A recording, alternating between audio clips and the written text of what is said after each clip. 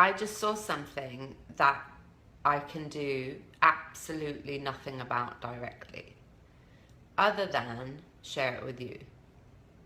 I just saw 2 lions video being taunted by one very small little man. Taunted. And as they recoiled each time he pretty much attacked them, I thought, that's what we do. That's what people do. With all the might and fight in 2 lions against one little sadistic man, the damage they could do is enormous. But they don't. Getting out of that situation is highly probable if they tried, but they don't.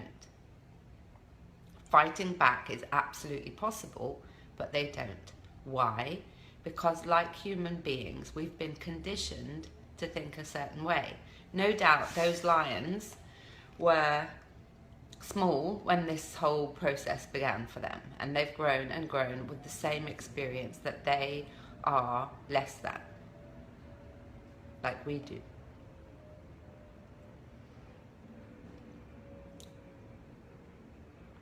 Horrible scene.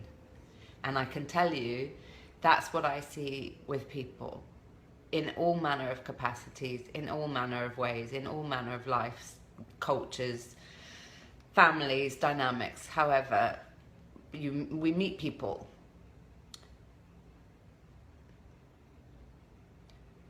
People always follow through with what they tell themselves about themselves. Well, I couldn't post a video like she's doing. I'm not that kind of person, or I've got nothing to say, or nobody would watch it, or I'm, too shy, or whatever. We all come to some kind of decision making about ourselves at some stage. So we could ask ourselves, at what point did I tell myself I'm less than, that I'm stupid, that I'm going to stay small so that nobody judges me, and so on? At what point did you decide against being who you are? People are most spontaneous and joyful when they let go.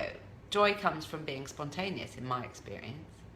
So what is it going on in your life where you can be in a position with everything you need in your environment, all the ingredients you could possibly think about, dream about? What could you do differently? If you're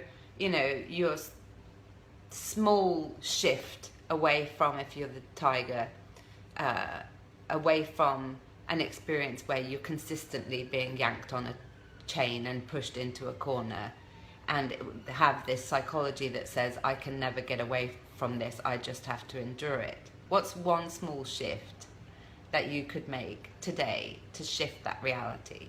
And what is a bigger thing that you can do to shift that reality? Have you ever had that experience where you're around somebody and they do not see what you see? A beautiful woman who says, oh, I couldn't wear that dress. Or a very smart person who just doesn't use his intellect, or whatever. Have you ever been in a situation where you've witnessed someone, you've thought, how can they not see what I can see? This is what I do in my profession.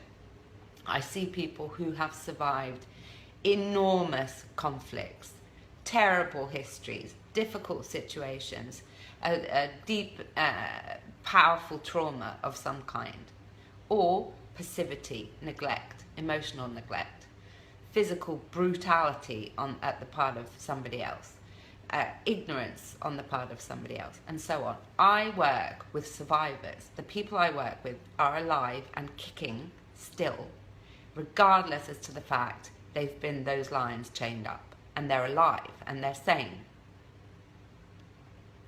I look at people and I go, if only we could turn that life force that has allowed the release into a different moment than where they came from. If only we could turn that into the release of what it is we tell ourselves is impossible. When did you decide that you're tied down, and that is the person you have to be. What's one small thing that you could do to absolutely make a shift in some kind of a way? What is one huge thing that you could do? Everything is at your fingertips. Everything that you need to have the life you want is at your fingertips. We just have to get out of our own way.